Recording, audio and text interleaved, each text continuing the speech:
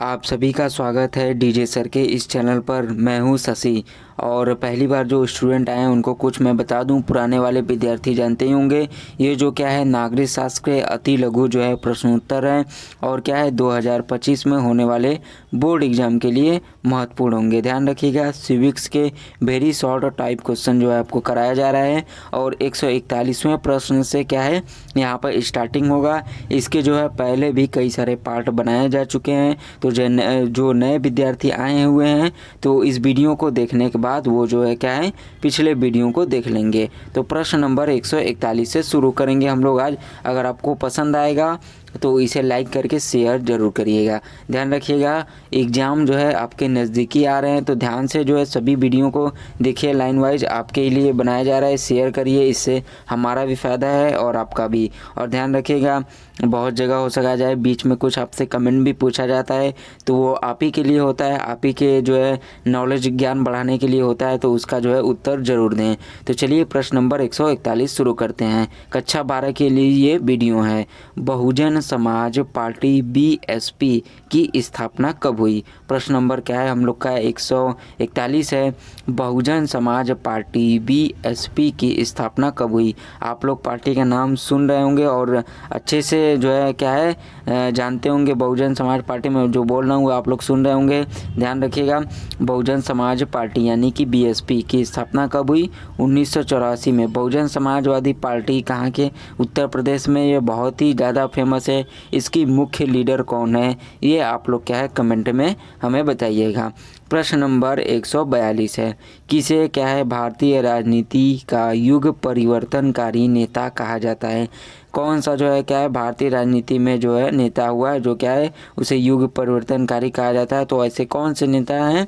तो हुए हैं, कौन से हैं वो? अटल बिहारी वाजपेयी। ये क्या है, इन्हें क्या बोला जाता है? भारतीय राजनीति का युग परिवर्तन नेता कहा जाता है, अटल बिहारी वाजपेयी। प्रश्न नंबर 143 हम लोग का क्या है, ध्यान से देखिएगा। 1992 में क्या है किस महत्वपूर्ण घटना ने भारतीय राजनीति को प्रभावित किया? 1992 में क्या है किस महत्वपूर्ण घटना ने भारतीय राजनीति को क्या है प्रभावित किया? मोस्ट इम्पॉर्टेंट प्रश्न ये बन जाता है, ध्यान रखिएगा। तो बाबरी मस्जिद विध्वंस, ये क्या है 1992 में ये घटना घटी जिससे क्या है जो भारतीय राजनीति है इसको कहीं ना कहीं प्रभावित किया। बाबरी मस्जिद जो है इसका जो है पूर्ण रूप से ढांचा कब जो है कहीं ना कहीं गिराया गया? ये प्रश्न ये कमेंट आप लोग करके बताइएगा कि इसकी जगह पर क्या जो है ढहा के बना। ये तो सभी लोग अब जान ही चुके हैं लगभग। इसका जो है क्या है इसको कब गिराया गया ये आप लोग कमेंट में ज़रूर बताइएगा। चलिए प्रश्न नंबर 144 को देखते हैं। यूपीए सरकार का गठन कब हुआ? जो यूपीए सरकार है उसका गठन कब हुआ? यूपीए का फुल फॉर्म क्या है इसका आप लोग कमेंट में आंसर बताइएगा। तो यूपीए सरकार का गठन कब हुआ? 2004 में क्या है यूपीए सरकार का गठन हुआ। प्रश्न नंबर 145 है। नोटबंदी कब लागू हुई? नोटबंदी कब लागू हुई? 2016 में क्या है नोटबंदी लागू हुई। जब नोटबंदी लागू हुई तो उस समय क्या है कौन कौन से जो है नोट बंद हुए थे ये आप लोग कमेंट करके बताइएगा। चलिए आइए प्रश्न नंबर 146 को देखते हैं। संयुक्त राष्ट्र संघ की स्थापना का मुख्य उद्देश्य क्या था?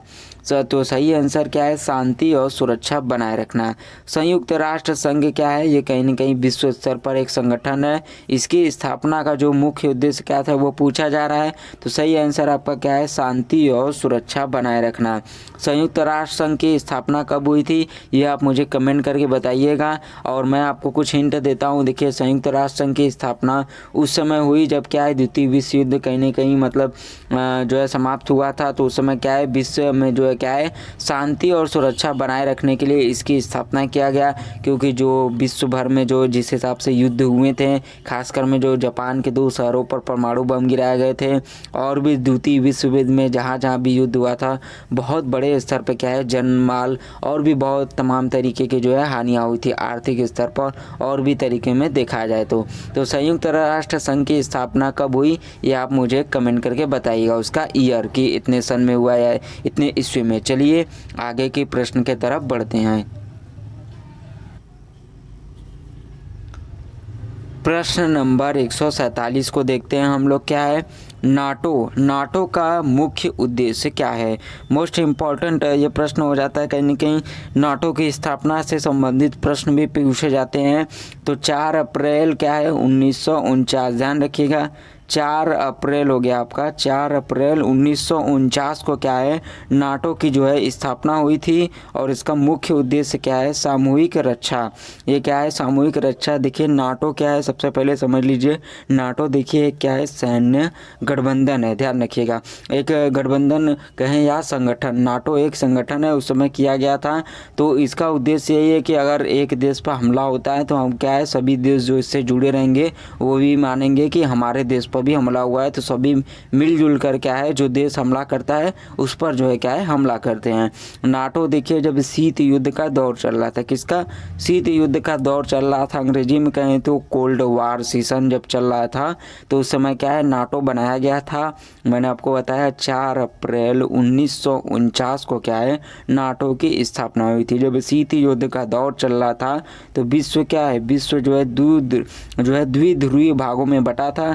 इधर क्या है आपका द्विध्रुवी था, इधर एक ध्रुवी के तरफ कौन से देश थे जो पश्चिमी देश हैं, और इधर पूर्वी देश। एक ध्रुवी में कौन से शामिल थे अमेरिका और उसके सहयोगी देश, और इधर में कौन से थे जो सोवियत संघ था जिसमें प्रमुख रूप से कहें तो रूस और भी बड़े बड़े यूक्रेन हो गया, बेलारूस हो गया और भी बड़े बड़े गणराज्य शामिल थे। तो विश्व जो है द्विध्रुवीय भागों में बट गया था।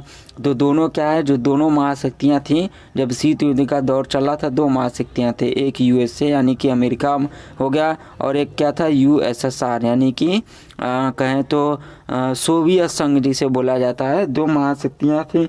तो इन दोनों महाशक्तियों के बीच क्या है हमेशा जो है लड़ाई का माहौल, वर्चस्व बनाने का माहौल और भी बहुत सारी चीज़ों को लेकर हमेशा एक दूसरे को मतलब दिखावा दबदबा बनाने का प्रयास करते रहते थे। तो उसी में यूएसए द्वारा क्या है नाटो का स्थापना किया गया 4 अप्रैल 1949 को। दोनों ही अपने अपने जो है क्या अपने अपने स्तर पर वृद्धि कर रहे थे। ज़मीन का भूभाग बढ़ाना हो, चाहे हथियारों का तेज़ी से निर्माण करना हो, बंदूक टैंक या परमाणु हथियार का करना हो, बहुत सारी चीज़ें, सैन्य बेड़े बढ़ाना हो या और भी जहाज़ों जो मारक जहाज़ का निर्माण करना हो, बहुत सारे चीज़ें क्या है ये दोनों महाशक्तियाँ कर रही थी अपने अपने तरफ से। तो इसी में यूएसए द्वारा 4 अप्रैल 1949 को क्या है नाटो का एक जो है सैन्य गठबंधन बनाया गया। किस लिए, कहीं ना कहीं वही यूएसएसआर से लड़ने के लिए, क्योंकि यूएसए भी बहुत सारे देशों को अपने देशों में जोड़ रहा था।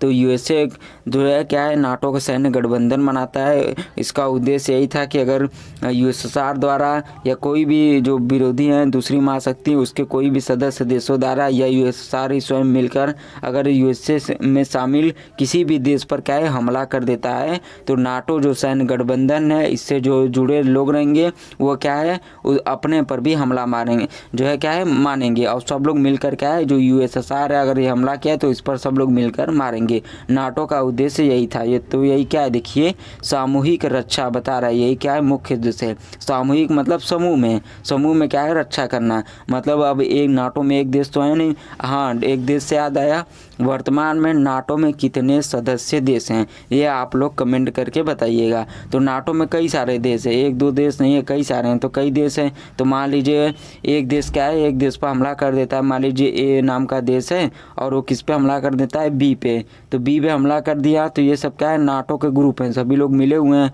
तो उसमें क्या है सी डी ई कई सारे हैं। तो सब क्या मान लेंगे कि हमारे पर भी हमला, तो ये सब मिलकर क्या है ए वाले पर हमला करेंगे। तो इस तरह तो यही क्या है सामूहिक रक्षा कि मतलब अगर एक देश पर हमला हुआ तो हम लोग भी मानेंगे। तो यही क्या है नाटो का मुख्य उद्देश्य है। आई होप कि मैं आपको समझाने में सफल रहूँगा। और ये प्रश्न मैंने पहले भी रिपीट कराए हुए हैं, अगर आप पहला दूसरा पार्ट देखेंगे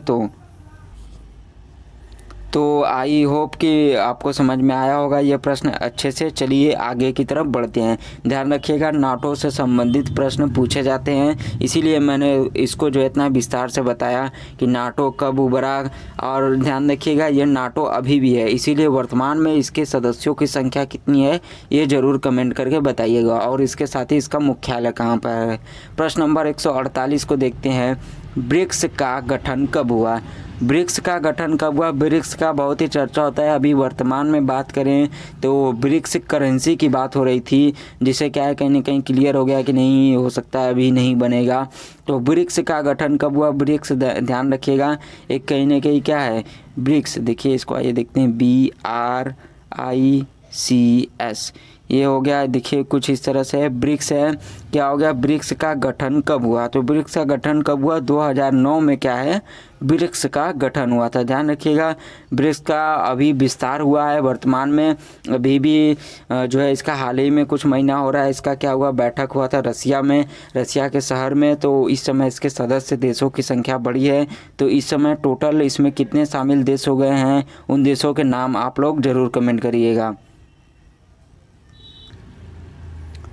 तो ब्रिक्स के जो कितने इस समय वर्तमान में सदस्य देश जो हैं, इनकी संख्या बढ़ गई है। देखिए ब्रिक्स का जब गठन हुआ था ब्रिक्स का तो 2009 में हुआ था, और इसका देखिए ब्रिक्स था कुछ BRICS, यानी कि क्या हो गया? B से ब्राज़ील हो गया, R से रसिया हो गया, I से इंडिया हो गया, C से चाइना हो गया, S से साउथ अफ्रीका हो गया आपका। ठीक है, तो बहुत ही बड़ी कहीं ना कहीं ये जो शामिल थे इसमें, कहीं ना कहीं ये जो संगठन था ये विश्व का सबसे बड़ा आर्थिक तौर पर संगठन था।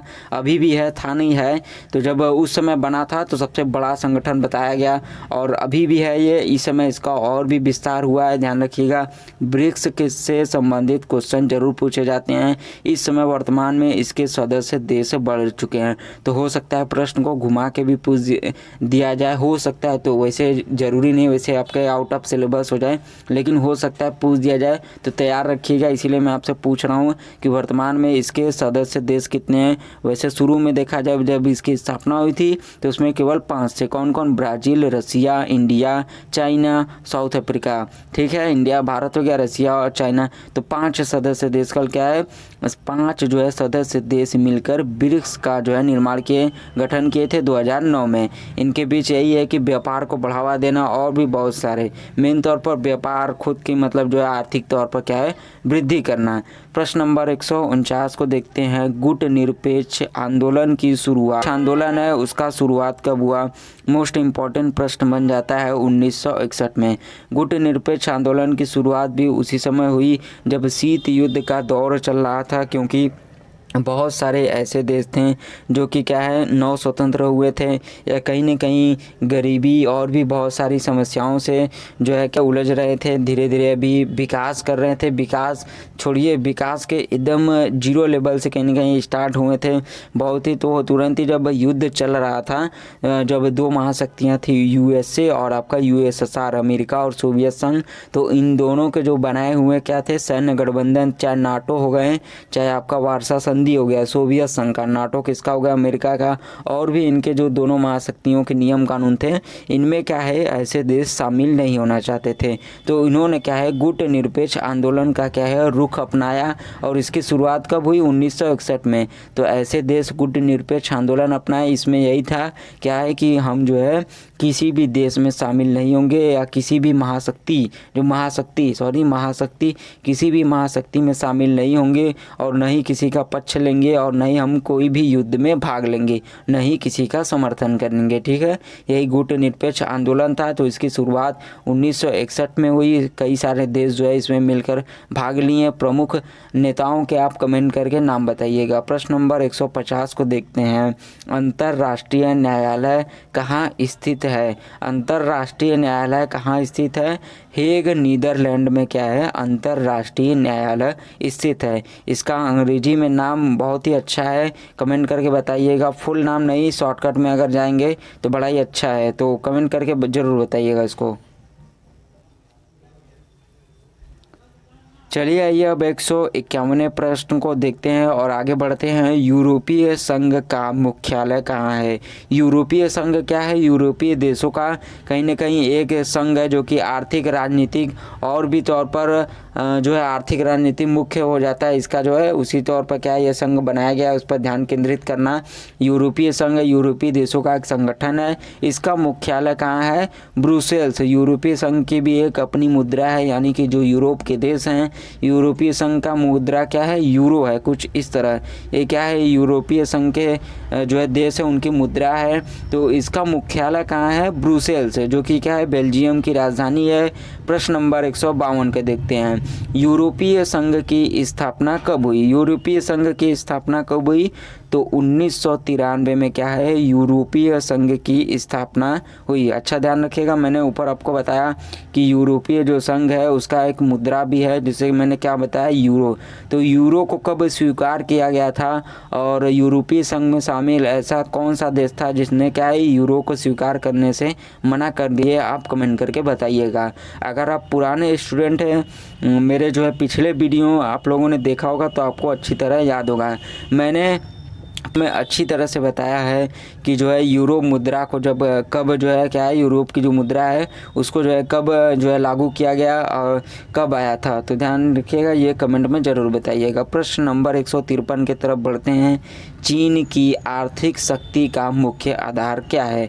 चीन की आर्थिक शक्ति का मुख्य आधार क्या है? देखिए, चीन आज के समय देखा जाए तो बहुत ही ज़्यादा प्रोग्रेस पर है और कहीं ना कहीं उसका जो इकोनॉमी है, जो आपका कहें वो कहीं ना कहीं यूएसए को टक्कर देता है, बहुत ही विश्व में दूसरे नंबर पर है। तो उसका जो आर्थिक शक्ति का उसका मुख्य आधार क्या है? जो चीन की अर्थव्यवस्था है उसका मुख्य आधार क्या है? निर्यात और औद्योगिकीकरण। निर्यात मतलब आप लोग समझ ही रहे होंगे, यानी क्या है? जो वस्तु होती है, सामान होते हैं जो आपके, उसको क्या है दूसरे देशों में भेजना। आयात मतलब अपने देशों में मंगाना। तो कच्चा माल और भी बहुत सारी चीज़ें क्या है चीन जो है भारी मात्रा पर दूसरे देशों को भेजता है। अगर आप जियोपॉलिटिक्स से देखते हैं तो अभी आपने ध्यान दिया होगा कि बहुत ही खबर फैल रही थी कि जब अमेरिका के राष्ट्रपति बनेंगे तो वो क्या है चीन पर क्या है हैवी टैक्स लगा सकते हैं, क्योंकि चीन बहुत सारा सामान क्या है अमेरिका को भी भेजता है और भी बहुत सारे देशों से व्यापार जो है क्या है करता है। तो उसी में ये खबर जो है चल रहा था, तो आप लोगों ने देखा होगा तो देखा ही होगा। चलिए आइए और आगे इसको समझते हैं। औद्योगिकीकरण। चीन जो है क्या है औद्योगिकीकरण में भी बहुत आगे है। चीन की आर्थिक शक्ति का मुख्य आधार यही है कि निर्यात और जो औद्योगिक हैं जो है आपके काम धंधे कंपनी हो गई, बहुत सारे टेक्नोलॉजी में भी चीन देखेंगे बहुत सारे आगे ही है। मशीनरी जो है मशीनरी लाइन हो गया, बहुत सारी चीज़ें, मशीन फैक्ट्री, इन सब चीज़ों में भी चीन बहुत आगे है। तो औद्योगिक मामले में भी बहुत आगे है। तो उन सब का चीज़ों का निर्माण और उनका क्या है निर्यात में क्या है चीन जो है क्या है जो है इसकी आर्थिक शक्ति का ये क्या है मुख्य आधार है। और ध्यान रखिएगा, चीन ने क्या है खुले द्वार की नीति की जो है खुले द्वार की जो नीति है वो भी अपनाई थी। वो कब अपनाई थी ये आप लोग कमेंट में बताइएगा। चलिए, अब कुछ लोग बोर मत होइएगा कि कितना कमेंट में बताने के लिए कह रहे हैं। बताने के लिए इसलिए कह रहे हैं कि मतलब ताकि आप देखें कि जैसे मैं देखूं कि आप कितना पढ़ चुके हैं, क्योंकि ये जो प्रश्न आपको बताया जा रहा है बहुत सारे रिपीटेड प्रश्न हैं। पिछले वीडियो में कुछ इसी से मिलते जुलते प्रश्न बता चुके हैं। जैसे मैंने अभी आपसे पूछा कि बताइए चीन ने खुले द्वार की नीति कब अपनाई थी। तो अगर आप पिछले वीडियो पुराने स्टूडेंट हैं तो वो ज़रूर जानते होंगे, वो देखे हैं। तो इससे आप कमेंट करेंगे तो पता चलेगा कि आप पढ़ रहे हैं कि नहीं। मुझे पता है कि बहुत सारे स्टूडेंट देखते हैं कमेंट नहीं करते हैं, क्योंकि यहाँ तक तो कुछ लोग आते ही नहीं है, कुछ लोग पहले ही स्किप करके चले जाते हैं या वीडियो क्लोज ही कर देते हैं। तो यहाँ तक आए हैं तो आपका बहुत बहुत धन्यवाद। और वीडियो पसंद आ रहा है तो इसे लाइक ज़रूर करिएगा। चलिए प्रश्न नंबर 154 को देखते हैं। एशियान का उद्देश्य क्या है? एशियान का उद्देश्य क्या है? क्षेत्रीय शांति और क्या है आर्थिक सहयोग की ये क्या है एशियान जो कंट्री है, एशियान में जो शामिल सदस्य देश हैं उनका क्या है ये उद्देश्य है। एशियान से मुझे एक शब्द याद आया, एशियन टाइगर। ध्यान से सुनिएगा, एशियन टाइगर जो है कौन से देश को कहा जाता है? एशियन टाइगर कमेंट करके बताइएगा। प्रश्न नंबर 155 को देखते हैं। G20 क्या है? ये तो अभी बहुत ही चल रहा था, तो सभी लोग जानते ही होंगे G20 के बारे में अच्छी तरह से। 20 प्रमुख अर्थव्यवस्थाओं का समूह, 20 प्रमुख अर्थव्यवस्थाओं का समूह से तात्पर्य यानी कि जो विश्व स्तर पर जो मजबूत 20 प्रमुख देश हैं, जैसे भारत, चाइना, रूस और भी बहुत बड़े बड़े देश जो हो गए, तो वो क्या है 20 प्रमुख अर्थव्यवस्थाओं का जो समी, अमेरिका भी आपका हो गया, बहुत बड़े बड़े देश हैं। तो 20 जो प्रमुख देश है जो विश्व स्तर पर क्या है अर्थव्यवस्था में टॉप 20 में आते हैं, उन्हीं प्रमुख अर्थव्यवस्थाओं देश का क्या है यह समूह है। अर्थव्यवस्था के आधार पर मतलब मेन तौर पर कहा जाए जो विश्व में जो टॉप 20 में जिनकी अर्थव्यवस्था सबसे बड़ी है, उन्हीं देशों का ये समूह है। ठीक है, यही क्या है G20 है। चलिए प्रश्न नंबर 156 को देखते हैं। अफ्रीकी संघ का मुख्यालय कहाँ है? जो अफ्रीकी संघ है उसका मुख्यालय कहाँ है? अदीस अबाबा, इथियोपिया। नाम थोड़ा उल्टा पुल्टा है तो याद रखिएगा। अफ्रीकी संघ का मुख्यालय कहाँ है? एक बार फिर से जो है प्रश्न सुन लीजिए। अफ्रीकी संघ का मुख्यालय कहाँ है? मुख्यालय कहाँ है? तो अदीस अबाबा इथियोपिया में कहाँ है जो है अफ्रीकी संघ का मुख्यालय है। ठीक है, चलिए प्रश्न नंबर 157 को देखते हैं। यूरो मुद्रा, देखिए ये मैंने आपसे ऊपर क्वेश्चन किया था, देखिए यही पे इसका आ गया आंसर। यूरो मुद्रा का प्रचलन कब शुरू हुआ? मतलब मैंने आपको बताया जैसे मुद्रा इसकी कब लॉन्चिंग हुई, यही मैं ऊपर आपसे एक प्रश्न में कमेंट में करने के लिए जो है बोल रहा था। देखिए यहाँ पर आ गया, तो आप क्या ही करेंगे, यही पर आंसर है। अगर आप उसी समय वीडियो रोक के कमेंट किए हैं तो अच्छी बात है, तब आपको याद है, और नहीं तो गूगल से करना है तो उसकी बात ही लगे, नहीं तो जो लोग नहीं किए तो देख लें। यूरो मुद्रा का प्रचलन कब शुरू हुआ?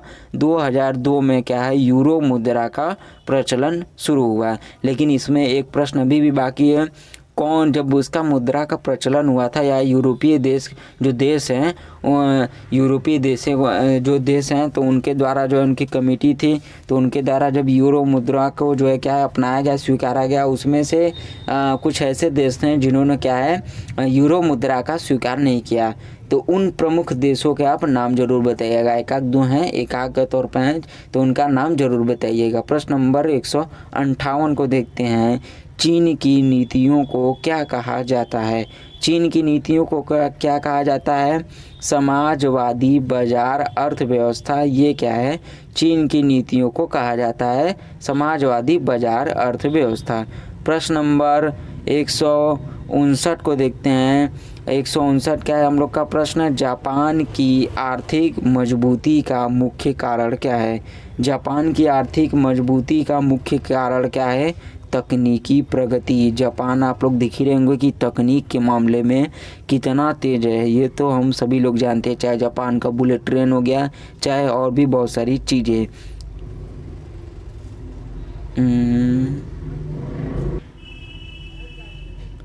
चलिए प्रश्न नंबर 160 को देखते हैं। सामरिक साझेदारी का अर्थ क्या है? जो सामरिक साझेदारी है उसका अर्थ क्या है? देशों के बीच क्या है दीर्घकालिक सहयोग। ये क्या है? सामरिक साझेदारी का अर्थ है कि देशों के बीच क्या है दीर्घकालिक। दीर्घकालिक क्या है? मतलब कि दीर्घ माने क्या हो गया? लंबा हो गया। दीर्घ माने लंबा, कालिक माने कहीं न कहीं समय, दीर्घकाल तक क्या है? लंबे समय तक क्या है सहयोग क्या है देशों के बीच। देश दो भी हो सकते हैं, ठीक है, कई सारे भी हो सकते हैं, उनके बीच क्या है लंबे समय तक सहयोग ही क्या है सामरिक साझेदारी का अर्थ है। ठीक है, तो अंत तक भी जो है प्रश्न को, सभी प्रश्नों को जो मैंने बताया देखने के लिए आप सभी का बहुत बहुत धन्यवाद।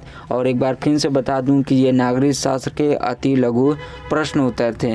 ध्यान रखिएगा, रिपीट कर रहा हूँ ताकि आप लोग को याद रहे, क्योंकि बीच में कहीं लिखा भी नहीं है, तो कुछ लोग को भले ही अजीब लगे, लेकिन रिपीट कर दे रहा हूँ इसलिए कि आगे फिर से नागरिक शास्त्र के अति लघु प्रश्न जो है आपको क्या है पढ़ाए जाएंगे। अभी 160 प्रश्न हुए हैं, पुराने वाले विद्यार्थी जान रहे होंगे 200 अति लघु प्रश्न कंटिन्यू करना है, very short type question answer. तो 161वें प्रश्न के लिए तैयार रहिएगा। आगे जो है हर वीडियो में 20 प्रश्न कराया जाता है, ध्यान रखिएगा। तो अंत तक देखें, तो बहुत बहुत आपका धन्यवाद। पसंद आया हो तो ही इसे लाइक करिएगा और दूसरों के साथ शेयर करिएगा, और कमेंट करना ना भूलिएगा कि वीडियो कैसा लगा। और पहली बार आए हैं तो चैनल पर जो है तो इसे सब्सक्राइब ज़रूर करिएगा, और ध्यान रखिएगा आप ही के लिए वीडियो बनाया गया है तो इसे शेयर ज़रूर करिएगा। धन्यवाद।